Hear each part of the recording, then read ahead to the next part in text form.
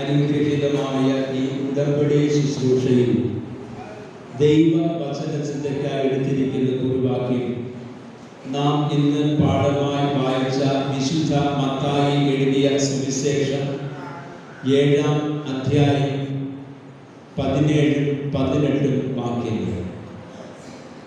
നല്ല വൃക്ഷം ഒക്കെയും നല്ല ഫലം കായ്ക്കുന്നു, ആകാത്ത വൃക്ഷമോ ആകാത്ത ഫലം കായ്ക്കുന്നു. നല്ല വൃക്ഷത്തിന് ആകാത്ത ഫലവും ആകാത്ത വൃക്ഷത്തിന് നല്ല ഫലവും കായ്പാൻ കഴിയുകയില്ല. ഒരു നിമിഷം നമുക്ക് ദൈവസന്നിധിയിൽ പ്രാർത്ഥിക്കാം. ദൈവമേ, സ്വർഗ്ഗസ്ഥ പിതാവേ, ഈ അനുഗ്രഹീത ആരാധനയിലൂടെ ഞങ്ങളുടെ ദൈവകരങ്ങളിൽ സമർപ്പിച്ച് ഒരു ഉടമ്പടി വീണ്ടും ഞങ്ങൾ പുതുക്കി ഞങ്ങളുടെ ജീവിതത്തെ ഒന്ന് ക്രമീകരിച്ച് പുതിയൊരു വർഷത്തിന്റെ നന്മകളിലേക്ക് പ്രവേശിപ്പാൻ അവിടുന്ന് സഹായിക്കും. ചിന്തിക്കുന്ന വചനം ഞങ്ങളുടെ ജീവിതത്തെ രൂപാന്തരപ്പെടുത്തുന്നതും ഞങ്ങളുടെ ദൈവസന്നിധിയിലേക്ക് അടുപ്പിക്കുന്നതുമായ ഒരു അനുഭവമാക്കി തീർക്കണം. വചനം അവിടുത്തെ വക സംസാരിക്കുന്ന അടിയനും കേൾപ്പിക്കാരായിരിക്കുന്ന ജനവും അവിടുത്തെ വക. പരിശുദ്ധാത്മാവിനാൽ അവിടുന്ന് നിയന്ത്രിക്കണമേ. നല്ല ആലോചനകളാൽ ഞങ്ങളെ പരിപോഷിപ്പിക്കണമേ. ഞങ്ങളുടെ ജീവിതത്തെ അനുഗ്രഹിച്ച് ആശീർവദിക്കണമേ. യേശു ക്രിസ്തുവിൻ ധന്യമുള്ള നാമത്തിൽ തന്നെ ആമേൻ. ദൈവത്തിന്റെ അതിപരിശുദ്ധ നാമം വാഴ്ത്തപ്പെടുമാറാകട്ടെ. അനുഗ്രഹീതമായ ഈ ഉടമ്പടി ആരാധനയിലൂടെ ദൈവ സന്നിധിയിലായിരിക്കുന്ന പ്രിയ ദൈവജനമേ, നിങ്ങൾക്കെല്ലാവർക്കും വീണ്ടും വരുന്ന കർത്താവായ യേശു ക്രിസ്തുവിന്റെ നിസ്തുല്യ നാമത്തിലുള്ള സ്നേഹ വന്ദനങ്ങളെ ഞാൻ അർപ്പിക്കുകയാണ്. 2023 വർഷം നമ്മെ വിട്ട് കടന്നു.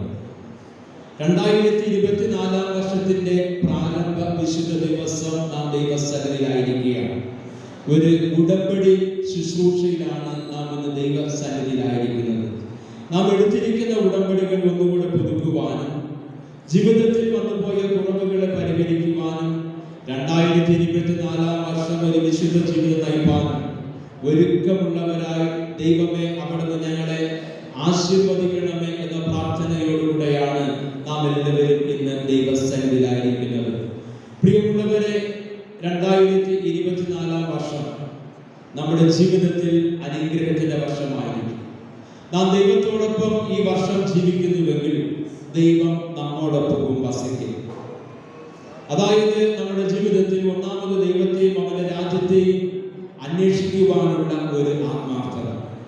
6 ദിവസം അധ്വാനിച്ച് വേലകളൊക്കെ ചെയ്ത് 7-ാം ദിവസം ദൈവത്തെ ആരാധിക്കുവാനുള്ള ഒരുക്കമുള്ള ഒരു മനസ്സ്. അതായത് ഈ ലോക ജീവിതയാത്രയിൽ ദൈവം നമ്മോടുകൂടെ ആയിരിക്കുന്നു, അതുകൊണ്ട് നാം ജീവിച്ചിരിക്കുന്നു. പ്രിയമുള്ളവരെ, നമ്മേക്കാൾ ധനികർ, നമ്മേക്കാൾ ശ്രേഷ്ഠർ, ദൈവഭക്തരായ അനേകർ ഈ ലോകം വിട്ട് എടുക്കപ്പെട്ടിരിക്കുകയും ഇന്ന് ഈ ലോകത്ത് ഞാനും നിങ്ങളുമായിരിക്കുന്നത് സർവശക്തനായ ദൈവത്തിന്റെ വിലയേറിയ ബാധ്യസ്ഥത. ആണ്ടെന്നുകൂടെ നിൽക്കട്ടെ, മേലാൽ ആയുഷയിലോ ഇല്ല എങ്കിൽ വിട്ടുകളാണ്. അപ്പോൾ ദൈവത്തിന്റെ മധ്യസ്ഥതയാണ് നാം ഇന്ന് ജീവനോടുകൂടി ആയിരിക്കുന്നത്. ആ ഒരു ഭാവം നമ്മുടെ ഹൃദയങ്ങളിലേക്ക് എല്ലാവരും പകരപ്പെടണം. ദൈവസന്നിധിയിൽ വിനയപ്പെടണം. അനുതാപത്തോടെ ദൈവത്തെ ആരാധിക്കണം. ഇന്നയോളം നടത്തിയ ദൈവത്തിന് നന്ദി അർപ്പിക്കണം. നമ്മുടെ ജീവിതത്തിൽ നാം അനുഭവിക്കുന്ന നന്മകൾ, കുടുംബജീവിതമായിക്കൊള്ളട്ടെ, ധനമായിക്കൊള്ളട്ടെ, തലമുറകളായിക്കൊള്ളട്ടെ, ഉപജീവന മാർഗങ്ങളായിക്കൊള്ളട്ടെ, ആരാധനകളായിക്കൊള്ളട്ടെ, ഇതെല്ലാം ദൈവത്തിന്റെ ദാനം. ദൈവം ഇതെല്ലാം എനിക്കായി നൽകി. ആ വിനയമുള്ള ഹൃദയം രൂപപ്പെടുത്തിയെടുക്കുകയും ദൈവസന്നിധിയിൽ ഞാനെന്നുള്ള ഭാവം മാറ്റിവെച്ച് എന്റെ ദൈവത്തിന്റെ സന്നിധിയിൽ വിനയമുള്ള ഒരു മനോഭാവം, എന്റെ മുഖം ദൈവസന്നിധിയിൽ ഞാൻ മൂടി ദൈവ മുഖത്തെ ഉയർത്തി കാണിക്കുന്ന ഒരു അനുഭവം ഈ 2024 വർഷത്തിൽ നമ്മുടെ ജീവിതത്തിലും നമ്മുടെ സഭയിലെ ശുശ്രൂഷകളിൽ നാം വളർത്തിയെടുക്കുന്നുവെങ്കിൽ തീർച്ചയായും ഇത് അനുഗ്രഹത്തിന്റെ വർഷം തന്നെയായിരിക്കും. പലപ്പോഴും നമ്മുടെ ജീവിതങ്ങളിൽ പിന്നിലോട്ടടിക്കുന്ന ചില പിന്തിരിപ്പൻ ആശയങ്ങൾ നമ്മുടെ മനസ്സുകളിലുണ്ട്. ഇന്നയോളം നാം അത് നമ്മുടെ ജീവിതത്തോട് ചേർത്ത് പിടിച്ചു. ഒരു പക്ഷേ ഇത് മറ്റുള്ളവരോടുള്ള നമ്മുടെ മനോഭാവമായിരിക്കാം, അല്ലെങ്കിൽ എന്നെ വേദനിപ്പിച്ച ജീവിതാനുഭവങ്ങളായിരിക്കാം, അതുമല്ലെങ്കിൽ എന്റെ ദൈവാലയത്തിൽ നിന്ന് എനിക്ക് ലഭിച്ച തിക്തമായ അനുഭവങ്ങളായിരിക്കും. ഇത് ഏത് തന്നെയായാലും ഇങ്ങനെയുള്ള പിന്തിരിപ്പൻ ആശയങ്ങളോട് വിട പറഞ്ഞുകൊണ്ട് എന്റെ ദൈവത്തോട് ഞാൻ ചേർന്ന് നിൽക്കും. എന്റെ ദൈവം എന്നെ എവിടെയെല്ലാം ആക്കി വെക്കുന്നുവോ അവിടെയെല്ലാം വിനയത്തോടെ പൊതു താല്പര്യത്തോടുകൂടെ ഞാൻ ശുശ്രൂഷ ചെയ്യും. എവിടെയെല്ലാം മാറി നിൽക്കേണ്ടി വരുന്നുവോ അവിടെയെല്ലാം ദൈവസന്നിധി വിനയത്തോടെ മാറി നിൽക്കുവാനും ദൈവാലയത്തോട് ചേർന്ന് നിന്ന് ദൈവത്തെ ആരാധിച്ച് ഈ ആയുസ്സിൽ ദൈവം ആഗ്രഹിക്കുന്ന സ്തുതികളും സ്തോത്രങ്ങളും ദൈവത്തിന് അർപ്പിച്ചുകൊണ്ട് ഞാൻ ദൈവത്തെ ആരാധിക്കുമെന്ന ഒരു പ്രതിഷ്ഠയും തീരുമാനം നമുക്ക് ആവശ്യമായിരിക്കുകയാണ്. പലരും ഇനിയും ദൈവാലയത്തിലേക്ക് മടങ്ങി വരേണ്ടതായിട്ടുണ്ട്. പ്രിയമുള്ളവരെ, നമ്മുടെ ആരാധനകളിൽ നാം കാണിക്കുന്ന സൂക്ഷ്മത, ഇന്ന് നാം ഉടമ്പടി ശുശ്രൂഷയുടെ ആരാധനയിലാണ് പ്രവേശിച്ചിരിക്കുന്നത്. പലപ്പോഴും ദൈവത്തെ ആരാധിക്കുന്നതിൽ നാം കാണിക്കുന്ന അലംഭാവങ്ങൾ, ദൈവാലയത്തോട് മറുതലിച്ച് നിൽക്കുന്ന സാഹചര്യങ്ങൾ. ചിലരൊക്കെ പറയുന്നത് എന്റെ അധ്വാനങ്ങൾ കഴിഞ്ഞ് മാത്രമേ എനിക്ക് ആരാധനയ്ക്ക് വരുവാൻ കഴിയുകയുള്ളൂ. പ്രിയമുള്ളവരെ, ഈ ശരീരത്തിൽ ആരോഗ്യമില്ല എങ്കിൽ നമുക്ക് എത്ര അധ്വാനിക്കുവാനായിട്ട് കഴിയും? ഈ മൺകുടാരമായിരിക്കുന്ന എന്റെ ശരീരത്തിൽ ജീവന്റെ തുടിപ്പ് നിലനിർത്തിയില്ല എങ്കിൽ എത്ര ഈ ലോകപരമായി നമുക്ക് ചിന്തിക്കുവാൻ അധ്വാനിക്കുവാനായിട്ട് കഴിയും? അതുകൊണ്ട് നാം എല്ലാവരും ഒരു തീരുമാനം എടുക്കേണ്ടതായ ഒരു ദിവസമാണ്. നല്ല ഫലം പുറപ്പെടുവിക്കുന്നവരാണ്, ദൈവസന്നിധി ദൈവത്തെ ആരാധിക്കുന്നവരാണ്, ദൈവത്തിന് കൊടുക്കേണ്ട സ്തുതിയും മഹത്വവും ദൈവത്തിന് കൊടുക്കുന്നവരാണ്. എന്റെ ദൈവത്തിന്റെ സന്നിധിയിൽ വിനയത്തോടെ ഈ ഒരു വർഷം ദൈവത്തോടൊപ്പം ആയിരിക്കുമെന്ന ഒരു ജീവിത അനുഭവം എല്ലാവരും ഈ വർഷം ദൈവത്തോടൊപ്പം ആയിരിക്കുകയും ദൈവം നൽകുന്ന ശുശ്രൂഷ വിശ്വസ്തയോട് ചെയ്യുകയും നമ്മുടെ കുടുംബ ജീവിതങ്ങളിൽ വിളിക്ക് യോഗ്യമായ ഒരു ജീവിതം നയിച്ച് ദൈവത്തിന് മഹത്വം കരയറ്റുവാൻ ദൈവം നിങ്ങളെ സഹായിക്കട്ടെ. പ്രിയമുള്ളവരെ, ഇന്നത്തെ ചിന്താവിഷയം വിളിക്ക് യോഗ്യമായ ജീവിതം നയിപ്പിൻ എന്നുള്ളതാണ്. നമ്മെ വിളിച്ചിരിക്കുന്ന ഒരു ദൈവം, ആ ദൈവം ആഗ്രഹിക്കുന്ന വിധത്തിലുള്ള ഒരു ജീവിതമാണ് വിളിക്ക് യോഗ്യമായ ജീവിതം എന്നതുകൊണ്ട് നാം അർത്ഥമാക്കുന്നത്. ദൈവം നമ്മെ വിളിച്ചിരിക്കുന്ന വിളിക്ക് യോഗ്യമായ ജീവിതം നയിപ്പാൻ ദൈവം നമ്മിൽ നിന്നും ആഗ്രഹിക്കുകയാണ് ചെയ്യുന്നത്. ക്രിസ്തീയമായ ഒരു ആത്മീയ ജീവിതമാണ് ദൈവം നമ്മിൽ നിന്ന് പ്രതീക്ഷിക്കുന്നത്. ഇന്ന് ഉപരിപ്ലവമായ ആത്മീയതയുടെ തലങ്ങൾ പലയിടങ്ങളിലുമുണ്ട്. അതരകൽപ്പനകൾ, മറ്റുള്ളവരെ ഞാനൊരു ഭക്തനെന്ന് വിശ്വസിപ്പിക്കുവാൻ വരുത്തി തീർക്കുന്നതായ ഉപായങ്ങൾ, അതല്ല ഞാൻ ഇവിടെ ഉദ്ദേശിക്കുന്നത്. ക്രിസ്തീയ ആത്മീയ ജീവിതമാണ് വിളിക്ക് യോഗ്യമായ ജീവിതം. ക്രിസ്തീയ ആത്മീയത എന്ന് പറയുന്നത് ആചാരങ്ങളെക്കാൾ അനുഷ്ഠാനങ്ങളെക്കാൾ പ്രവർത്തനോന്മുഖമായ ഒരു ജീവിത ശൈലിയാണ്. ഇത് കർത്താവായ യേശു തന്റെ പരസ്യ ശുശ്രൂഷയിലൂടെ നമുക്ക് കാട്ടിത്തന്നതായ ഒരു ജീവിത മാർഗമാണ്. ധാർമ്മികതയും മൂല്യബോധവുമുള്ള ഒരു ക്രൈസ്തവ ജീവിതം.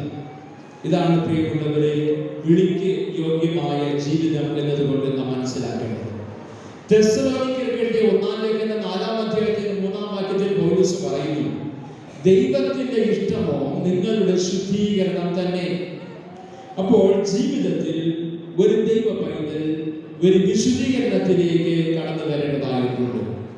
ദൈവവിളിക്ക് യോഗ്യമായ ജീവിതം നയിക്കുക എന്ന് പറഞ്ഞാൽ തങ്ങളെ തന്നെ വീണ്ടും വീണ്ടും വിശുദ്ധീകരിക്കുന്ന ഒരു അനുഭവം. ഇവിടെ വിശുദ്ധി എന്ന് പറയുന്നത് ഒരു ദൈവ പൈതൽ എത്തിച്ചേരുന്ന സ്ഥലമല്ല, ഒരു ദൈവ പൈതൽ എത്തുവാൻ ആഗ്രഹിക്കുന്ന സ്ഥലമാണ് വിശുദ്ധി. അപ്പോൾ ഞാൻ വിശുദ്ധിയിൽ തികഞ്ഞവനെന്ന് ആർക്ക് പറയുവാനായിട്ട് കഴിയുന്നത്? അപ്പോൾ ഒരു ദൈവ പൈതലിനെ കൊണ്ട് ദൈവം ആഗ്രഹിക്കുന്നത് നിങ്ങളുടെ ശുദ്ധീകരണം, അതായത് ജീവിത വിശുദ്ധീകരണം തന്നെയാണ്. ഇത് ഒരു ദിവസം കൊണ്ട് സംഭവിക്കുന്ന ഒരു അനുഭവമല്ല. ഒരു ജീവിതകാലം മുഴുവനും വിശുദ്ധീകരണത്തിലേക്കുള്ള ഒരു പ്രയാണത്തിലാണ് എന്നെയും നിങ്ങളെയും ദൈവം വിളിച്ചിരിക്കുന്നത്. അപ്പോൾ ദിനംതോറും നാം വിശുദ്ധീകരണത്തിലേക്ക് നമ്മെ തന്നെ വിശുദ്ധീകരിക്കുന്നതായ ഒരു അനുഭവം, അതാണ് വിളിക്ക് യോഗ്യമായ ജീവിതം. മത്തായി എഴുതിയ സുവിശേഷം 5 അധ്യായത്തിന്റെ 8 വാക്യം യേശു പറയുന്നു, ഹൃദയശുദ്ധിയുള്ളവർ ഭാഗ്യവാന്മാർ, അവർ ദൈവത്തെ കാണും. അപ്പോൾ ഒന്നാമത് വിശുദ്ധീകരണം, അതോടൊപ്പം ഹൃദയ വിശുദ്ധി. ഇത് പലപ്പോഴും നമ്മുടെ ഹൃദയത്തെ വിശുദ്ധീകരണത്തിന് തടസ്സം നിൽക്കുന്ന, നമ്മുടെ ഹൃദയത്തിനകത്ത് നാം സൂക്ഷിച്ചു വച്ചിരിക്കുന്ന ചില ചിന്തകളുണ്ട്. ഇവയെല്ലാം ഉന്മൂലനം ചെയ്തുകൊണ്ട് ഹൃദയവിശുദ്ധിയോടുകൂടി നാം ആയിരിക്കുന്നുവെങ്കിൽ തീർച്ചയായും നമുക്ക് ദൈവത്തെ കാണുവാനായിട്ട് കഴിയും. അപ്പോൾ വിളിക്ക് യോഗ്യമായ ജീവിതം എന്നതുകൊണ്ട് അർത്ഥമാക്കുന്നത് ദൈവ മുൻപാകെ പരമാർത്ഥ ഹൃദയത്തിൽ നടക്കുക എന്നുള്ളതാണ്. ഒന്നാമത്തെ ചിന്ത, ഈ 2024 വർഷത്തിൽ ദൈവ മുൻപാകെ പരമാർത്ഥ ഹൃദയമുള്ളവരായി നാം നടക്കുക എന്നുള്ളത് തന്നെയാണ്. പ്രിയമുള്ളവരെ, ഇത് ആധുനിക കാലഘട്ടം. മനസ്സുകളെ മറച്ചു പിടിക്കുവാൻ എനിക്ക് നിങ്ങൾക്ക് നല്ല കഴിവുണ്ട്. നല്ല വണ്ണം ചിരിച്ചുകൊണ്ട് കഴുത്തറുക്കുന്ന ചിന്തകളാണ് ഇന്നത്തെ ക്രൈസ്തവ സമൂഹത്തിലും ഇന്നത്തെ ലോകത്തിലും നമുക്ക് കാണുവാനായിട്ട് കഴിയുന്നത്. എന്നാൽ ഇവിടെ നമ്മെ ദൈവം വിളിച്ചിരിക്കുന്നു, ദൈവത്തെ ആരാധിക്കുവാനും ഒരു വിശുദ്ധ ജീവിതം നയിക്കുവാനും ദൈവമക്കളെ നമ്മെ വിളിച്ചിരിക്കുന്നു എന്ന് വിശ്വസിക്കുന്നവർ, ആ വിളിക്ക് യോഗ്യമായ ജീവിതം നയിക്കുവാൻ ആഗ്രഹിക്കുന്നവർ പരമാർത്ഥ ഹൃദയത്തോടുകൂടെ ദൈവസന്നിധിയിൽ നടക്കുക എന്നുള്ളത് തന്നെയാണ്. അപ്പോൾ പരമാർത്ഥ ഹൃദയം ഇന്ന് നഷ്ടപ്പെട്ടു പോയിരിക്കുകയാണ്. ഹൃദയം മറച്ചു പിടിച്ചുകൊണ്ട് സംസാരിക്കുവാനും പ്രവർത്തിക്കുവാനും കഴിവുള്ളവരാണ് ആധുനിക ലോക ജനത. അത് കുടുംബ ജീവിതത്തിലായാലും ജീവിത പങ്കാളിയോടായാലും മക്കളോടായാലും സഭയിലെ പുരോഹിതനോടായാലും സഭാവിശ്വാസികളോടായാലും സഹോദരങ്ങളോടായാലും ഇത്തരത്തിൽ സംസാരിക്കുവാനുള്ള കഴിവ് നാം ആർജിച്ചു കഴിഞ്ഞു. ഈ ഒരു പശ്ചാത്തലത്തിലാണ് ദൈവത്തിന്റെ വചനം പറയുന്നത് 2024 വർഷം നീ ദൈവം മുൻപാകെ പരമാർത്ഥതയിൽ നടക്കുക എന്നുള്ളത്. നാം ഇന്ന് പാഠമായി വായിച്ച സദൃശവാക്യം 20-ാം അധ്യായത്തിന്റെ 7-ാം വാക്യം, പരമാർത്ഥതയിൽ നടക്കുന്നവൻ നീതിമാൻ. പ്രിയമുള്ളവരെ, ഇവിടെ ജ്ഞാനസാഹിത്യമായ സദൃശവാക്യം, ഈ സദൃശവാക്യങ്ങളിൽ പല ഭാഗങ്ങളിലും ഈ പരമാർത്ഥതയിൽ നടക്കുക എന്ന് പറയുന്ന ഒരു ചിന്ത ഇവിടെ ലേഖനം എഴുതിയിരിക്കുന്നു എന്ന് നമുക്ക് മനസ്സിലാക്കുവാനായിട്ട് കഴിയും. അപ്പോൾ പരമാർത്ഥതയിൽ നടക്കുന്നവരാണ് നീതിമാൻ. നാം എല്ലാവരും നീതിമാനാകുവാൻ ആഗ്രഹിക്കുന്നവരാണ്, ഹൃദയം കൊണ്ടല്ലെങ്കിലും മറ്റുള്ളവരുടെ മുമ്പിലെങ്കിലും. എന്നാൽ പ്രിയമുള്ളവരെ, ഹൃദയം കൊണ്ട് നീതിമാനാകുവാൻ ശ്രമിക്കുന്നവനാണ് പരമാർത്ഥതയിൽ നടക്കുന്നവൻ. ഇങ്ങനെ പരമാർത്ഥതയിൽ നടക്കുക എന്ന് പറയുന്നതാണ് ദൈവത്തെ അന്വേഷിക്കുന്നതായ ഒരു ജീവിതം. അപ്പോൾ ദൈവത്തെ അന്വേഷിക്കുന്നവരാണ് ദൈവ വിളിക്ക് യോഗ്യമായ ജീവിതം നയിക്കുന്നത്. ദൈവത്തെ അന്വേഷിക്കുന്നവരാണ് ദൈവത്തെ ആരാധിക്കുവാൻ ദൈവാലയത്തിലേക്ക് കടന്നു വരുന്നത്.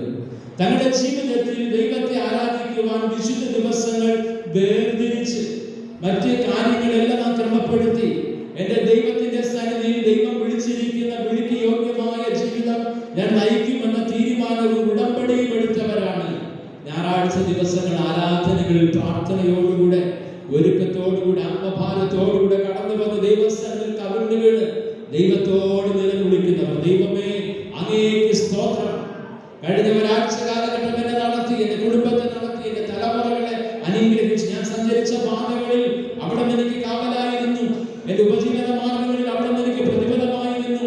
എന്റെ കുടുംബ ജീവിതത്തിൽ അവിടെ എനിക്ക് സന്തോഷം നൽകി. എന്റെ തലമുറകളെ അനുഗ്രഹിച്ച് അങ്ങേക്ക് സ്തോത്രമെന്ന് കവിണ്ണു വീണ് ദൈവസന്നിധിയിൽ നന്ദി പറയുന്നതാണ് പ്രിയമുള്ളവരെ ആരാധന. അല്ലാതെ സമയമുണ്ടെങ്കിൽ കടന്നു വരാം, മറ്റുള്ളവരുടെ മുമ്പിൽ ഞാനൊരു ക്രിസ്ത്യാനിയെ അഭിനയിക്കാം, ഇങ്ങനെ ഹൃദയം കൊണ്ടല്ലെങ്കിൽ നീതിമാനായി ആഗ്രഹിക്കുന്ന അനുഭവമല്ല. പരമാർത്ഥ ഹൃദയത്തോടുകൂടെ ദൈവത്തെ അന്വേഷിക്കുക എന്നുള്ളതാണ് ദൈവവചനം നമുക്ക് നൽകുന്ന ചിന്ത. ഇവിടെ സങ്കീർത്തനം 14:2 നമ്മെ പഠിപ്പിക്കുന്നത് ദൈവത്തെ അന്വേഷിക്കുന്ന ബുദ്ധിമാനുണ്ടോ എന്ന് കാണുവാൻ യഹോവ സ്വർഗ്ഗത്തിൽ നിന്ന് മനുഷ്യപുത്രന്മാരെ നോക്കുന്നു. അപ്പോൾ ദൈവ വിഷയം എന്ന് ചിന്തിക്കുമ്പോൾ ഈ ലോകത്ത് ബുദ്ധിമാന്മാരേറെയുണ്ട്. ലോകത്തിന്റെ ബുദ്ധികളെല്ലാം ലോകത്ത് നഷ്ടപ്പെടുന്നു. നാം കണ്ടതാണ് ലോക സംഭവങ്ങൾ. ലോകത്തിന്റെ ബുദ്ധികളെല്ലാം പ്രകൃതിക്ഷോഭങ്ങളുടെ മധ്യത്തിലും ഒരു കുഞ്ഞൻ വൈറസിന്റെ മുമ്പിലുമൊക്കെ തകർന്നടിഞ്ഞത് നാം കണ്ടതാണ്. എന്നാൽ ദൈവത്തിന്റെ വചനം പഠിപ്പിക്കുന്നു ദൈവത്തെ അന്വേഷിക്കുന്നവനാണ് യഥാർത്ഥ ബുദ്ധിമാൻ. അവനാണ് പരമാർത്ഥ ഹൃദയമായി ഈ ഭൂമിയിൽ ജീവിക്കുന്നവൻ. എന്നാൽ ദൈവത്തിന്റെ വചനം പഠിപ്പിക്കുന്ന എല്ലാവരും അടിതെറ്റി ഒരുപോലെ കൊള്ളരുതാത്തവരായി തീർന്നു. നീതിമാൻ ആരുമില്ല, ഒരുത്തൻ പോലുമില്ല. ദൈവവചനം പഠിപ്പിക്കുകയാണ്. അങ്ങനെയെങ്കിൽ പ്രിയമുള്ളവരെ, നാം എത്ര നീതീകരിച്ചാലും നമ്മുടെ ജീവിതം ഒരു നീതീകരിക്കപ്പെട്ട അനുഭവത്തിലായി തീരുകയില്ല. പിന്നെ നമ്മെ നീതീകരിക്കുവാൻ ദൈവകരങ്ങളിൽ നമ്മെ സമർപ്പിച്ച് പരമാർത്ഥ ഹൃദയത്തോടെ ദൈവ മുൻപാകെ നടക്കുക. മീഖാ പ്രവചനം 6-ാം അധ്യായത്തിന്റെ 6-ാം വാക്യം, മനുഷ്യ മന്ദതയിൽ അവൻ നിനക്ക് കാണിച്ചു തന്നിരിക്കുന്നു, ന്യായം പ്രവർത്തിപ്പാനും ദയാദർഭ ദയാകർത്തനായിരിക്കാനും നിന്റെ ദൈവത്തിന്റെ സന്നിധിയിൽ താഴ്മയോടെ നടപ്പാനും അല്ലാതെ എന്താകുന്നു ദൈവം നിന്നോട് ചോദിക്കുന്നത്? അത് ഇവിടെ ദൈവത്തിന്റെ വചനം പറയുന്നത് ന്യായം പ്രവർത്തിക്കുക, ദയാകർത്തനായിരിക്കുക, എല്ലാറ്റിനും ഉപരി ദൈവസന്നിധിയിൽ താഴ്മയോടെ നടക്കുക. ദൈവാലയത്തിനകത്തേക്ക് പ്രവേശിക്കുമ്പോൾ തല ഉയർത്തി നിൽക്കുവാൻ നമുക്ക് എത്ര പേർക്ക് അവകാശമുണ്ട്? ദൈവത്തിന്റെ വചനം പഠിപ്പിക്കുന്നു, നിന്റെ ദൈവത്തിന്റെ സന്നിധിയിൽ താഴ്മയോടെ നടക്കുക. രണ്ടുപേരും ദൈവാലയത്തിൽ പ്രാർത്ഥിക്കുവാൻ പോയി യേശു ഒരിക്കൽ പഠിപ്പിച്ചു. ഒരുത്തൻ പരീശൻ, മറ്റവൻ ചുങ്കക്കാരൻ. പരീശൻ നിന്നുകൊണ്ട് തല ഉയർത്തിപ്പിടിച്ച് തന്നോട് തന്നെ ന്യായീകരണങ്ങളൊക്കെ പറഞ്ഞ് ദൈവത്തോട് പ്രാർത്ഥിക്കുകയാണ്. എന്നാൽ ഈ ചുങ്കക്കാരൻ തല കുലിച്ച്, അയ്യോ ഞാൻ പാപിയായ മനുഷ്യൻ, എന്നോട് കരുണ തോന്നണം. വിനയപ്പെടുന്നവൻ ദൈവസ്ഥനിൽ ആരെല്ലാം വിനയപ്പെടുന്നുവോ, വിനയ മനോഭാവത്തോടുകൂടെ തങ്ങളെ തന്നെ ദൈവകരങ്ങളിൽ സമർപ്പിക്കുന്നുവോ, അവരാകുന്നു പരമാർത്ഥ ഹൃദയമായി ദൈവസന്നിധിയിൽ ജീവിക്കുന്നവരെന്ന് ദൈവത്തിന്റെ വചനം പഠിപ്പിക്കുന്നു. അപ്പോൾ നമ്മുടെ വിളിക്ക് യോഗ്യമായ ജീവിതം നയിക്കുക എന്ന് പറഞ്ഞാൽ പരമാർത്ഥ ഹൃദയത്തോടുകൂടെ ദൈവസന്നിധിയിലായിരിക്കുക. അതേ പരമാർത്ഥ ഹൃദയത്തോടുകൂടെ ജീവിതത്തിന്റെ എല്ലാ തലങ്ങളിലും ജീവിക്കുക. രണ്ടാമത്തെ ചിന്ത, വിളിക്ക് യോഗ്യമായ ജീവിതം കൊണ്ട് അർത്ഥമാക്കുന്നത് നല്ല ഫലം കായ്ക്കുക എന്നുള്ളതാണ്. പ്രിയമുള്ളവരെ, നല്ല ഫലം കായ്ക്കുക എന്നുള്ളതാണ് വിളിക്ക് യോഗ്യമായ ജീവിതം. അപ്പോൾ നമ്മുടെ ജീവിതത്തിലേക്ക് ഒന്ന് തിരിഞ്ഞു നോക്കേണ്ടതായ നല്ലൊരു സമയമാണ്. 2024 വർഷത്തിന്റെ ആദ്യ വിശുദ്ധ ദിവസം ദൈവവചനം പഠിപ്പിക്കുന്നു, ദൈവ വിളിക്ക് യോഗ്യമായ ജീവിതം എന്ന് പറയുന്നത് നല്ല ഫലം പുറപ്പെടുവിക്കുക. ഇപ്പൊ നല്ല ഫലവുമുണ്ട്, ആകാത്ത ഫലവുമുണ്ട്. ദൈവത്തിന്റെ വചനം പഠിപ്പിക്കുന്നു, നല്ല വൃക്ഷം നല്ല ഫലം പുറപ്പെടുവിക്കുന്നു, ആകാത്ത വൃക്ഷം ആകാത്ത ഫലം പുറപ്പെടുവിക്കുന്നു. നാം നല്ല വൃക്ഷങ്ങളാണോ ആകാത്ത വൃക്ഷങ്ങളാണോ? യെശയ്യാ പ്രവാചകന്റെ പുസ്തകം 5-ാം അധ്യായത്തിൽ അവിടെ ഒരു മുന്തിരിത്തോട്ടത്തെ കുറിച്ച് യെശയ്യാ പ്രവാചകൻ അവിടെ പറഞ്ഞിരിക്കുകയാണ്. എന്റെ പ്രിയതമന് ഏറ്റവും ഫലകരമായ ഒരു കുന്നിന്റെ മുകളിൽ ഒരു മുന്തിരിത്തോട്ടം ഉണ്ടായിരുന്നു. അതിന്റെ കല്ലുകൾ പറക്കി കളഞ്ഞു, അതിന് വേലി കെട്ടി, ചക്ക് കുഴിച്ചിട്ട് ഗോപുരവും പണിത് അതിൽ നല്ല വക മുന്തിരി വള്ളി നട്ടു. അതായത് ശത്രുവാകുന്ന പിശാച് നിന്നെ ആക്രമിക്കാതിരിക്കുവാൻ, നിന്നെ നശിപ്പിക്കാതിരിക്കുവാൻ, അലറുന്ന സിംഹം പോലെ നിന്റെ ജീവിതത്തിലേക്ക് കടന്നു വരുമ്പോൾ നിന്നെ സംരക്ഷിക്കുവാൻ ദൈവം വേലി കെട്ടി. നിന്റെ സ്വൈര ജീവിതത്തിന് ആവശ്യമായിരിക്കുന്ന നന്മകൾ അനുഭവിക്കുവാൻ, നീ ജീവിക്കുന്ന നിന്റെ ജീവിത സാധ്യതകളിലെ കല്ലായ അനുഭവങ്ങളെല്ലാം പറക്കി മാറ്റി സുതാര്യമായ ഒരു ജീവിതം നിനക്കൊരുക്കി. നിന്നെ കാക്കുവാൻ ഗോപുരമെന്ന ദൈവാലയം ദൈവം നിനക്ക് നൽകി. ആ ദൈവാലയത്തിൽ ഒരു കാവൽക്കാരനെ, പുരോഹിതൻ എന്ന ഒരു കാവൽക്കാരനെ ദൈവമാക്കി വെച്ചു. നിന്നെ വഴിയാധാരമായി കിടന്ന് നിന്നെ ഈ ദേശത്ത് ദൈവം നട്ടു. ഇതിന്റെ പിന്നിലെല്ലാം ദൈവത്തിന് ഒരു ഉദ്ദേശം ഉണ്ടായിരുന്നു. ആ ഉദ്ദേശമാണ് നല്ല ഫലം കായ്ക്കുക എന്നുള്ളത്. എന്നാൽ ആ വേദഭാഗം താഴോട്ട് വായിക്കുമ്പോൾ നല്ല മുന്തിരിങ്ങ കായ്ക്കുമെന്ന് കാത്തിരുന്നു, കായ്ച്ചതോ കാട്ടുമുന്തിരിങ്ങ അത്രേ. ഇവിടെ ഞാൻ നിങ്ങളും ചിന്തിക്കേണ്ടതായ ഒരു ഭാഗമാണ്. എന്റെ ഇതുവരെയുള്ള ജീവിതത്തിൽ ജീവിക്കുവാനുള്ള എല്ലാ അവസരങ്ങളും എന്റെ ദൈവം എനിക്ക് നൽകി. വഴിയാധാരമായി കിടന്ന നമ്മെ ഈ ദേശത്ത് ദൈവം നട്ടു, ഈ ദേശത്തിന്റെ ഉടമകളാക്കി മാറ്റി. അതേ നിന്റെ സ്വന്തം ജീവിതത്തിന് തടസ്സമായിരുന്ന എല്ലാ പ്രതികൂല സാഹചര്യങ്ങളും ദൈവം മാറ്റി തന്നു. ശത്രുവാകുന്ന പിശാചിനെ ആക്രമിക്കാതിരിക്കുവാൻ നിന്നെ വേദി കെട്ടി സൂക്ഷിച്ചു. സദാ ദൈവത്തെ ആരാധിക്കുവാൻ, ദൈവവചനം കേൾക്കുവാൻ ദൈവാലയം എന്ന ഗോപുരവും ദൈവം നിനക്ക് നൽകി. അവിടെ നിന്നെ കാക്കുവാൻ ഒരു കാവൽക്കാരനെയുമാണ്. ചക്ക് കുടിച്ചിട്ടു, അതെ നല്ല ഫലം പ്രതീക്ഷിക്കുകയാണ്, എന്നാൽ കായ്ച്ചതോ കാട്ടുമുന്തിരിങ്ങ അത്രേ. പ്രിയമുള്ളവരെ, നമ്മുടെ ജീവിതത്തിൽ ഇന്നേവരെ നാം കായ്ച്ച ഫലം നല്ല ഫലമാണോ അതോ ആകാത്ത ഫലമാണോ? ഒരു തിരിഞ്ഞു നോട്ടത്തിന്റെ അനുഭവമാണ്. നമ്മുടെ ജീവിതത്തിൽ ഒന്നാമത് നാം ആയിരിക്കുന്ന നമ്മുടെ വ്യക്തി ജീവിതം. എന്റെ വ്യക്തിപരമായ ജീവിതത്തിൽ എന്നെ ദൈവമാക്കി വെച്ചിരിക്കുന്നുവെങ്കിൽ അവിടെ ഞാൻ ഇതുവരെ കായ്ച്ചത് നല്ല ഫലമാണോ? ഇന്ന് നാം പാഠമായി വായിച്ച വേദഭാഗങ്ങളിൽ മദ്യപാനികളെ കുറിച്ച് രേഖപ്പെടുത്തിയിട്ടുണ്ട്. ആകാത്ത ഫലം കാച്ച് ചാഞ്ചാടി നടക്കുന്ന മദ്യപന്മാർ വിളിക്ക് യോഗ്യമായ ജീവിതമാണോ നയിക്കുന്നത്? പ്രിയമുള്ളവരെ, നിന്റെ കുടുംബ ജീവിതത്തിൽ ദൈവമാക്കി വെച്ചിരിക്കുകയാണ്. നിന്റെ കുടുംബ ജീവിതത്തിൽ നീ നല്ല ഫലമാണോ കാട്ടുമുന്തിരിങ്ങയുടെ അനുഭവമാണോ?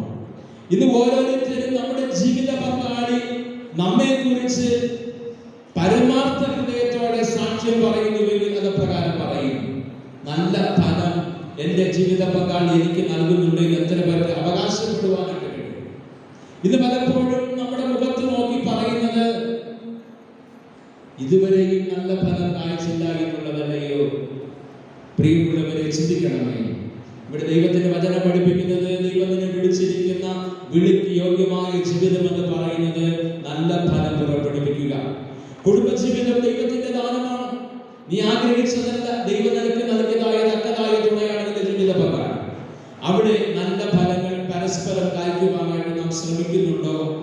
പലപ്പോഴും വെറുപ്പിന്റെ, വിദ്വേഷത്തിന്റെ, അവിശ്വസ്തതയുടെ, സംശയങ്ങളുടെ ഫലങ്ങളല്ലയോ ഇന്ന് പുറപ്പെടുവിച്ചുകൊണ്ടിരിക്കുന്നത്? എങ്ങനെ നമുക്ക് നല്ല ഫലം പുറപ്പെടുവിക്കുവാനായിട്ട് കഴിയും? ഇവിടെ ദൈവവചനത്തിലേക്ക് നമ്മുടെ കണ്ണുകളെ തിരിക്കേണ്ടതായിട്ടുണ്ട്. നല്ല വൃക്ഷത്തിന് ഒരിക്കലും ആകാത്ത ഫലം പുറപ്പെടുവിക്കുവാൻ കഴിയുന്നതല്ല. ആകാത്ത വൃക്ഷത്തിന് ഒരിക്കലും നല്ല ഫലം പുറപ്പെടുവിക്കുവാനും കഴിയുന്നതല്ല. ദൈവത്തിന്റെ വചനം പഠിപ്പിക്കുന്നു, ഇപ്പോൾ തന്നെ വൃക്ഷങ്ങളുടെ ചുവട്ടിന് കോടാലി വെച്ചിരിക്കുന്നു. നല്ല ഫലം കായ്ക്കാത്ത വൃക്ഷങ്ങളെ വെട്ടിത്തീയിലിടുകയും നല്ല ഫലങ്ങളെ കായ്ക്കുന്നവയെ ചെത്തി മിനുക്കി അതിന്റെ മൂടൊന്നുകൂടെ കിളച്ച് വളമിട്ട് അതിന് അധിക ഫലം പുറപ്പെടുവിക്കുവാനുള്ളതായ ഒരു അവസരം ഒരുക്കുന്ന യജമാനന്റെ ചിത്രം നമുക്ക് ഇവിടെ കാണുവാനായിട്ട് കഴിയുന്നു. ഇന്ന് പലപ്പോഴും നമ്മുടെ ജീവിതങ്ങളിലേക്കുള്ള ഒരു തിരിഞ്ഞുനോട്ടം ഇവിടെ ആവശ്യമായിരിക്കുന്ന പ്രിയമുള്ളവരെ, നല്ല ഫലം പുറപ്പെടുവിക്കുവാൻ ഇതുവരെ കഴിഞ്ഞില്ല എങ്കിൽ, പ്രിയമുള്ളവരെ, ഇനിയെങ്കിലും നമ്മുടെ ജീവിതങ്ങളിൽ നാം നല്ല ഫലങ്ങളെ പുറപ്പെടുവിക്കുന്ന ജീവിത അനുഭവങ്ങൾ നമ്മുടെ ജീവിതത്തിൽ അനിവാര്യമാണ്. യേശു ഇവിടെ പറയുന്നത്, നാം പാഠമായി വായിച്ച സുവിശേഷ വേദഭാഗത്തിൽ യേശു പറയുന്നത്, എന്നോട് കർത്താവേ കർത്താവേ എന്ന് നിലവിളിക്കുന്നവൻ ഏവനുമല്ല, സ്വർഗസ്ഥനായ പിതാവിന്റെ ഇഷ്ടം ചെയ്യുന്നവനത്രേ ദൈവരാജ്യത്തിൽ പ്രവേശിക്കുന്നത്. അവിടെ പറയുന്നത്, നിന്റെ നാമത്തിൽ അത്ഭുതങ്ങളും അടയാളങ്ങളും പ്രവർത്തിച്ചു, രോഗസൗഖ്യം വരുത്തി, അനേക ശുശ്രൂഷകളൊക്കെ ചെയ്തു. പക്ഷേ അവിടെ യേശു പറയുന്നു, അധർമ്മം പ്രവർത്തിക്കുന്നവരെ. പ്രിയമുള്ളവരെ, ഇത് കർത്താവേ കർത്താവേ എന്ന് നിലവിളിക്കുക എല്ലാവരുമുണ്ട്. നാമും ആ നിലവിളിക്ക് വേണ്ടി കടന്നു വന്നവരാണ്. എന്നാൽ ഈ നിലവിളിയല്ല ഇതിന്റെ ആവശ്യം. നല്ല ഫലം കായ്ക്കുക, നല്ല പ്രവൃത്തി ചെയ്യുക എന്നുള്ളതാണ്. അതുകൊണ്ടാണ് യേശു പറഞ്ഞത്, ഞാൻ നിങ്ങളെ അറിയുന്നില്ല എന്നുള്ളതായ ഒരു അനുഭവം. എന്നാൽ യേശു നമ്മെ അറിയുന്നത് നമ്മുടെ നല്ല ഫലങ്ങളെ കൊണ്ടാണ്. നാം നല്ല ഫലങ്ങളെ പുറപ്പെടുവിക്കുമ്പോൾ ദൈവം നമ്മെ അറിയുന്നു എന്ന് വചനം പഠിപ്പിക്കുകയാണ്. നല്ല ഫലം അഥവാ നല്ല പ്രവൃത്തി. അധർമ്മം പ്രവർത്തിക്കുന്നവർ വിളിക്ക് യോഗ്യമായ ജീവിതമല്ല നയിക്കുക. ചിലരൊക്കെ ചിന്തിക്കുന്നത് പ്രകാരമാണ്. ദൈവാലയത്തിൽ വരുമ്പോൾ വിശ്വാസവും ഭക്തിയുമാണ്. ദൈവാലയത്തിന് പുറത്തു പോകുമ്പോൾ ഏത് അധർമ്മ മാർഗത്തിലൂടെയും ധനം സമ്പാദിക്കാം, ഏതൊരു അധർമ്മവും പ്രവർത്തിക്കാം, ആരെയും ചതിക്കാം, ആരെയും വഞ്ചിക്കാം, എങ്ങനെയും ജീവിക്കാം, ഒരു ഭക്തിയുടെ വേഷം ധരിച്ചാൽ മതിയെന്നുള്ളതാണ്. എന്നാൽ പ്രിയമുള്ളവരെ, ദൈവത്തിന്റെ വചനം പഠിപ്പിക്കുന്ന പ്രകാരമല്ല. ദൈവത്തിന്റെ വചനം പഠിപ്പിക്കുന്നത് അതേ സൽപ്രവർത്തികൾ, നല്ല ഫലം പുറപ്പെടുവിക്കുന്നവരെയാണ് ദൈവം അറിയുന്നത്. ദൈവാലയത്തിൽ മാത്രമല്ല, വ്യക്തിപരമായ ജീവിതത്തിലും കുടുംബ ജീവിതത്തിലും സാമൂഹ്യ ജീവിതത്തിലും നല്ല ഫലങ്ങളെ നാം പുറപ്പെടുവിക്കുന്നുവെങ്കിൽ, പ്രിയമുള്ളവരെ, നാം വിളിക്ക് യോഗ്യമായ ജീവിതമാണ് നയിക്കുന്നത്. ഇന്ന് പലപ്പോഴും നമ്മുടെ ജീവിതങ്ങൾ എപ്രകാരമായിരിക്കുന്നു എന്ന് നാം ഒന്ന് ചിന്തിക്കുക. അതെ, ദൈവത്തിന്റെ വചനം പഠിപ്പിക്കുന്ന പ്രകാരമാണ്. ഇപ്പോൾ തന്നെ വൃക്ഷങ്ങളുടെ ചുവട്ടിന് കോടാലി വെച്ചിരിക്കുന്നു. നല്ല ഫലങ്ങളെ നാം പുറപ്പെടുവിക്കുന്നവരെങ്കിൽ അധിക ഫലം കായ്ക്കുവാൻ നമ്മെ വെടിപ്പാക്കുന്ന ഒരു ദൈവം. അതെ, കൈപ്പായ ഫലങ്ങളാണ് പുറപ്പെടുവിക്കുന്നതെങ്കിൽ നമ്മുടെ ജീവിതം ഇനിയും ഒരു ചോദ്യചിഹ്നമായി അവശേഷിക്കുകയാണ്. മൂന്നാമത്തെ ചിന്ത, വിളിക്ക് യോഗ്യമായ ജീവിതം കൊണ്ട് അർത്ഥമാക്കുന്നത് സ്വന്തം ശരീരത്തെ വിശുദ്ധീകരിക്കുക എന്നുള്ളത് തന്നെയാണ്. ഇന്ന് പലപ്പോഴും ദൈവത്തിന്റെ വചനം നാം കേൾക്കുന്നു. അധർമ്മം പ്രവർത്തിക്കുന്നവർ, അഴിക്കാടുന്നവർ ഇന്ന് ക്രൈസ്തവ ലോകത്ത് നിറഞ്ഞു നിൽക്കുകയാണ്. ക്രൈസ്തവരെ അപമാനിക്കുകയും ഭക്തിയുടെ മൂടുപടം ധരിക്കുകയും ചെയ്യുന്നവർ പലപ്പോഴും അധർമ്മത്തിന്റെയും ദുർപ്രവർത്തികളുടെയും അശുദ്ധിയുടെയും കേളിരകളായി മാറ്റപ്പെടുന്നു. എന്ന് ദൈവത്തിന്റെ വചനം പഠിപ്പിക്കുക. റോമർക്ക് ലേഖനം 6-ാം വാക്യം, മുൻപേ നിങ്ങളുടെ അവയവങ്ങളെ അധർമ്മത്തിനായി അശുദ്ധിക്കും അധർമ്മത്തിനും അടിമകളാക്കി സമർപ്പിച്ചതുപോലെ ഇപ്പോൾ നിങ്ങളുടെ അവയവങ്ങളെ വിശുദ്ധീകരണത്തിനായി നീതിക്ക് അടിമകളാക്കി സമർപ്പിപ്പിൻ. ഒരു പുതിയ ഉടമ്പടിയിലേക്ക് നാം പ്രവേശിക്കുകയാണ്. 2024 വർഷത്തിന്റെ ആദ്യ വിശുദ്ധ ദിവസം ദൈവം കടന്നു വന്ന് ദൈവസന്നിധിയിലേക്ക് നിങ്ങളുടെ കണ്ണുകൾ ഉയർത്തുകയാണ്. ഇവിടെ പറയുന്നത്, മുൻപേ നിങ്ങളുടെ അവയവങ്ങളെ അധർമ്മത്തിനും അശുദ്ധിക്കുമായി നിങ്ങൾ സമർപ്പിച്ചിരുന്നു, എന്നാൽ ഇപ്പോൾ നിങ്ങളുടെ അവയവങ്ങളെ വിശുദ്ധീകരണത്തിനായി നീതിക്ക് അടിമകളാക്കി സമർപ്പിക്കും. അപ്പോൾ വിളിക്ക് യോഗ്യമായ ജീവിതം നമ്മുടെ ശരീരത്തെ ഒരു വിശുദ്ധീകരണത്തിലേക്ക് നയിക്കുക എന്നുള്ളതാണ്. അവിടെയാണ് പൗലോസ് പറയുന്നത്, 1 തെസ്സലോനിക്കർ 4:3, ദൈവത്തിന്റെ ഇഷ്ടമോ നിങ്ങളുടെ ശുദ്ധീകരണം തന്നെ. ഇന്ന് പലപ്പോഴും അശുദ്ധിയുള്ള ഒരു ജീവിതം ലോകത്ത് നടമാടുമ്പോൾ അവിടെ വിശുദ്ധിയുള്ള ഒരു ജീവിതം നയിക്കുവാനാണ് ദൈവം നമ്മെ കുറിച്ച് ആഗ്രഹിക്കുന്നത്. വിളിക്ക് യോഗ്യമായ ജീവിതം ഒരു വിശുദ്ധിയുള്ള ജീവിതമാണ്. റോമർ 12:1-2 വാക്യങ്ങൾ ഇങ്ങനെ പറയുന്നു, നിങ്ങൾ ബുദ്ധിയുള്ള ആരാധനയായി നിങ്ങളുടെ ശരീരങ്ങളെ ജീവനും വിശുദ്ധിയും ദൈവത്തിന് പ്രസാദമുള്ള യാഗമായി സമർപ്പിപ്പിൻ.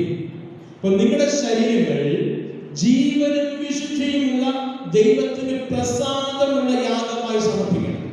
ഇപ്പൊ നമ്മുടെ ശരീരം ദൈവത്തിന്റെ ആലയമാണ്. നിങ്ങൾ ദൈവത്തിന്റെ മന്ദിരമെന്നും ദൈവത്തിന്റെ ആത്മാവ് നിങ്ങളിൽ വസിക്കുന്നുവെന്നും നിങ്ങൾ അറിയുന്നില്ലയോ? അപ്പോൾ ദൈവത്തിന്റെ മന്ദിരങ്ങളായിരിക്കുന്ന നിങ്ങളുടെ ശരീരങ്ങളെ ബുദ്ധിയുള്ള ആരാധനയായി ജീവനും വിശുദ്ധിയും ഉള്ള ഒരു അനുഭവമായി ദൈവത്തിന്റെ കരങ്ങളിൽ സമർപ്പിക്കും. അതാണ് വിളിക്ക് യോഗ്യമായ ജീവിതം. എങ്ങനെയെങ്കിലും ജീവിച്ച് മദ്യപിച്ച് മതോന്മത്തന്മാരായി ലഹരിക്ക് അടിമപ്പെട്ട് അവിശുദ്ധ ജീവിതം നയിച്ച് വിശുദ്ധിയുടെ പരിവേഷം അണിഞ്ഞ് ദൈവാലയത്തിൽ കടന്നു വന്ന് ദൈവ മുൻപാകെ നിൽക്കുന്ന ആരെങ്കിലും ഉണ്ടെങ്കിൽ, പ്രിയമുള്ളവരെ, ഒരു തീരുമാനത്തിന്റെ ദിവസമാണ്. ദൈവത്തിന്റെ വചനം പറയുന്നു, വിളിക്ക് യോഗ്യമായ ജീവിതം സ്വന്തം ശരീരത്തെ വിശുദ്ധീകരിക്കുക. വിളിക്ക് യോഗ്യമായ ജീവിതം സ്വന്തം ശരീരത്തെ ദൈവാലയമായി വിശുദ്ധീകരിക്കുക. വിളിക്ക് യോഗ്യമായ ജീവിതം സ്വന്തം ശരീരത്തെ ഒരു ദൈവത്തിന് പ്രസാദമുള്ള യാഗമായി സമർപ്പിക്കുക എന്നുള്ളത് തന്നെയാണ്. ശരീരത്തെ അശുദ്ധിയിലേക്ക് നയിക്കുന്ന ജഡത്തിന്റെ പ്രവൃത്തികളെ കുറിച്ച് ഗലാത്യ ലേഖനം 5-ാം അധ്യായത്തിൽ പൗലോസ് പറയുന്നുണ്ട്. 19 മുതൽ വായിക്കുമ്പോൾ, ദുർനടപ്പ്, അശുദ്ധി, ദുഷ്കാമം, വിഗ്രഹാരാധന, വ്യഭിചാരം, ആഭിചാരം, പക, പിണക്കം, ജാരശങ്ക, ക്രോധം, ശാഠ്യം, ദ്വന്ദ്വപക്ഷം, ഭിന്നത, അസൂയ, മദ്യപാനം, വെറുക്കൂത്ത്, ഈ വക പ്രവർത്തിക്കുന്നവർ ശരീരത്തെ അശുദ്ധമാക്കുന്നു.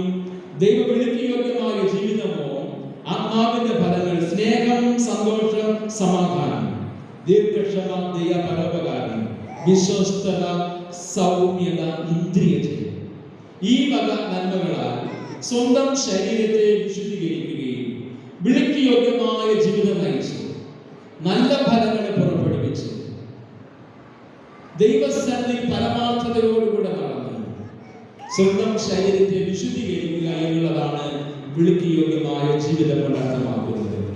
പുതിയൊരു ഉടമ്പടിയിലേക്ക് പ്രിയമുള്ളവരെ നാം പ്രവേശിക്കുകയാണ്. ഒരു ഉടമ്പടി നാം ദൈവവുമായെടുക്കുമ്പോൾ നമ്മുടെ ജീവിതങ്ങളെ ദൈവകരങ്ങളിൽ സമർപ്പിച്ച് ഒരു വിശുദ്ധിയുടെ അനുഭവങ്ങളിലേക്ക് കടന്നു വരേണ്ടതാകുന്നുണ്ട്. നാം കേട്ട വചനം നമ്മുടെ ജീവിതത്തെ ഒരു വിശുദ്ധീകരണത്തിന്റെ അനുഭവങ്ങളിലേക്ക് നയിക്കുവാൻ അനുഭവിക്കുന്ന ഹൃദയത്തോടെ നമുക്ക് ദൈവ സന്നിധിയിലായിരിക്കാൻ പ്രിയമുള്ളവരെ, നാം പുതിയൊരു ഉടമ്പടിയിലേക്ക് പ്രവേശിക്കുകയാണ്.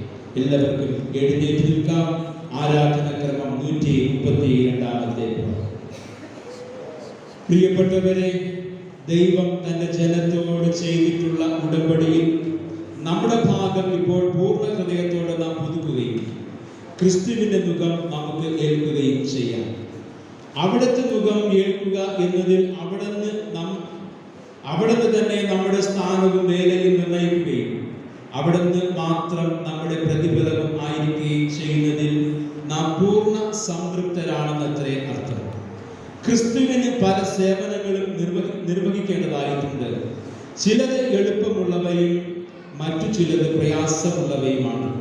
ചിലത് മാനമുള്ളവയും മറ്റു ചിലത് തിന്മ കൈവരുത്തുന്നവയുമാകുന്നു. ചിലത് നമ്മുടെ സ്വാഭാവിക അഭിലാഷങ്ങൾക്കും ഭൗതിക താല്പര്യങ്ങൾക്കും അനുയോജ്യമായവ ആയിരിക്കും. എന്നാൽ മറ്റു ചിലത് ഇവ രണ്ടിലും വിപരീതവുമായിരിക്കും. ചിലതിൽ നമുക്ക് ക്രിസ്തുവിനെയും നമ്മെയും പ്രസാദിപ്പാൻ സാധിച്ചേക്കാം. മറ്റു ചിലതിൽ നമ്മെ തന്നെ ത്യജിക്കാതെ ക്രിസ്തുവിനെ പ്രസാദിപ്പിക്കുവാൻ കഴിയുകയുമില്ല. എന്നാൽ നമ്മെ ശക്തീകരിക്കുന്ന ക്രിസ്തുവിന് ഈ കാര്യങ്ങളെല്ലാം ചെയ്യുന്നതിനുള്ള കഴിവ് ദൈവം നിശ്ചയമായി നൽകിയിട്ടുണ്ട്. അതുകൊണ്ട് ദൈവത്തിൻ്റെ ഉടമ്പടി നമുക്ക് സ്വീകരിക്കാം. നമുക്ക് നമ്മുടെ ഹൃദയങ്ങൾ കർത്താവിനെ ഏൽപ്പിച്ചു കൊടുക്കുകയും പിന്മാറിപ്പോകാതിരിക്കാൻ അവിടുത്തെ ശക്തിയിൽ ആശ്രയിക്കുകയും ചെയ്യാം. ഇപ്രകാരമുള്ള ഒരുക്കത്തോടുകൂടി നമുക്കിപ്പോൾ മുട്ടുകുത്തി ദൈവകൃപയിൽ പരമാർത്ഥമായി ആശ്രയിച്ചുകൊണ്ട് തൻ്റെ വാഗ്ദാനങ്ങളിൽ വിശ്വസിച്ചുകൊണ്ട് നമ്മെ തന്നെ പുതുതായി ദൈവസന്നിധിയിൽ കീഴ്പ്പെടുത്താം. എല്ലാവരും മുട്ടിന്മേൽ നിന്ന് അനുദപിക്കുന്ന ഹൃദയത്തോടുകൂടി ദൈവസന്നിധി, ദൈവമേ എന്നെ ശോധന ചെയ്യണമേ എന്ന പ്രാർത്ഥനയോടുകൂടെ, വിളിക്ക് യോഗ്യമായ ഒരു ജീവിതം നയിപ്പാൻ എന്നെ സഹായിക്കണമേ എന്ന പ്രാർത്ഥനയോടുകൂടെ, ഇതുവരെയും പരമാർത്ഥ ഹൃദയത്തോടെ നടക്കുവാൻ എനിക്ക് കഴിഞ്ഞിട്ടില്ല. ഇനിയുള്ള എൻ്റെ ജീവിതം ദൈവസന്നിധിയിലും എൻ്റെ ഭവനത്തിലും സമൂഹത്തിലും പരമാർത്ഥ ഹൃദയത്തോടെ നടക്കുവാൻ ഞാൻ ആഗ്രഹിക്കുന്നു. എൻ്റെ ദൈവസന്നിധിയിൽ ഞാൻ നല്ല ഫലങ്ങൾ ഇതുവരെ പുറപ്പെടുവിച്ചിട്ടില്ല. എൻ്റെ കുടുംബ ജീവിതത്തിലോ എൻ്റെ സാമൂഹ്യ ബന്ധങ്ങളിലോ എൻ്റെ സാഹോദരിക ബന്ധങ്ങളിലോ നല്ല ഫലങ്ങൾ പുറപ്പെടുവിക്കുവാൻ എനിക്ക് കഴിഞ്ഞിട്ടില്ല. ഇനിയുള്ള എൻ്റെ ജീവിതം നല്ല ഫലം പുറപ്പെടുവിക്കുവാൻ എന്നെ രൂപാന്തരപ്പെടുത്തണമേ. എൻ്റെ ശരീരത്തെ എനിക്ക് വിശുദ്ധീകരിക്കുവാൻ ഇതുവരെ കഴിഞ്ഞിട്ടില്ല. ദുശ്ചിന്തകൾ, ദുർനടപ്പുകൾ, മദ്യപാനങ്ങൾ, അവിശ്വസ്തത, വ്യഭിചാരം തുടങ്ങിയതായ പാപങ്ങൾ എൻ്റെ ജീവിതത്തിലേക്ക് കടന്നു വന്നു പോയി. എൻ്റെ ജീവിതത്തെ വിശുദ്ധീകരിക്കുവാൻ, എൻ്റെ ശരീരത്തെ ഒരു യാഗമായി സമർപ്പിക്കുവാൻ, എൻ്റെ ശരീരത്തെ ദൈവത്തെ ആരാധിക്കുന്ന ആലയമായി സമർപ്പിക്കുവാൻ ദൈവമേ എന്നെ സഹായിക്കണമേ എന്ന പ്രാർത്ഥനയോടുകൂടെ എല്ലാവർക്കും ദൈവകരങ്ങൾ തങ്ങളെ തന്നെ സമർപ്പിച്ച് പ്രാർത്ഥിക്കാം. ഈ കാരുണ്യാർദ്രമായ ഉടമ്പടിയിൽ പങ്കാളികളായി തീരുന്നതിന് ക്രിസ്തുവിലൂടെ ഞങ്ങളെ വിളിച്ചിരിക്കുന്ന കർത്താവായ ദൈവമേ, പരിശുദ്ധ പിതാവേ, അങ്ങയോടുള്ള സ്നേഹത്താൽ അങ്ങയുടെ പൂർണ്ണഹിതം അന്വേഷിക്കുകയും നിവർത്തിക്കുകയും ചെയ്യുന്നവരാണ് ഞങ്ങളിപ്പോൾ അനുസരണത്തിന് മുഖം സന്തോഷത്തോടുകൂടെ ഏറ്റുകൊള്ളുന്നു. ഇനിയും ഞങ്ങൾക്കുള്ളവരല്ല, അങ്ങേക്കുള്ളവരത്തെ എല്ലാവരും ചേർന്ന് 133 കാണുന്ന ഉടമ്പടിയുടെ വാക്കുകൾ എല്ലാവർക്കും ചേർന്ന് പ്രാർത്ഥനയോടും ദൈവസന്നിധിയിൽ അനുസരണത്തോടും ഒരു പ്രതിജ്ഞയായി നമുക്ക് സ്വീകരിക്കാം. എല്ലാവർക്കും ചേർന്ന് ചൊല്ലാം. ഇനിമേൽ ഞാൻ എനിക്കുള്ളവനല്ല, അങ്ങേക്കുള്ളവനത്രേ. അങ്ങ് ഇച്ഛിക്കുന്ന കാര്യങ്ങൾക്ക് എന്നെ നിയമിക്കുക. അങ്ങ് ഇഷ്ടപ്പെടുന്ന ആളുകളോട് എന്നെ ആക്കുക. അങ്ങേക്ക് വേണ്ടി പ്രവർത്തിക്കുന്നതിനോ കഷ്ടപ്പെടുന്നതിനോ എന്നെ നിയോഗിക്കുക. അങ്ങേക്ക് വേണ്ടി വേല ചെയ്യുന്നതിനോ അങ്ങേക്ക് വേണ്ടി മാറി നിൽക്കുന്നതിനോ എന്നെ ഉപയോഗിക്കുക. അങ്ങേക്ക് വേണ്ടി ഉയർത്തപ്പെടുകയോ അങ്ങേക്ക് വേണ്ടി താഴ്ത്തപ്പെടുകയോ ചെയ്യുവാൻ ഞാൻ സന്നദ്ധനായിരിക്കുന്നു. അറിയപ്പെട്ടവനായോ ഒഴിഞ്ഞവനായോ എല്ലാം ഉള്ളവനായോ ഒന്നുമില്ലാത്തവനായോ ഇരിക്കുവാൻ ഞാൻ ഒരുങ്ങിയിരിക്കുന്നു. സ്വമേധയായും ഹൃദയപൂർവമായും ഞാൻ സകലവും അങ്ങയുടെ ഇഷ്ടത്തിനും തീരുമാനത്തിനും കീഴ്പ്പെടുത്തുന്നു. പിതാവും പുത്രനും പരിശുദ്ധാത്മാവുമായ മഹത്വമുള്ള വാഴ്ത്തപ്പെട്ട ദൈവമേ, ഇപ്പോൾ അങ്ങൻ്റേതും ഞാൻ അങ്ങയുടേതുമായി തീർന്നിരിക്കുന്നു. അത് എന്നും അങ്ങനെ തന്നെ ആയിരിക്കട്ടെ. ഈ ഭൂമിയിൽ ഞാൻ ചെയ്തിരിക്കുന്ന ഉടമ്പടി സ്വർഗത്തിൽ സ്ഥിരപ്പെടുമാറാകട്ടെ. ആമേൻ. ഈ സമയം കൊയ്യർ ഒരു ഗാനം ആലപിക്കുന്നതായിരിക്കും.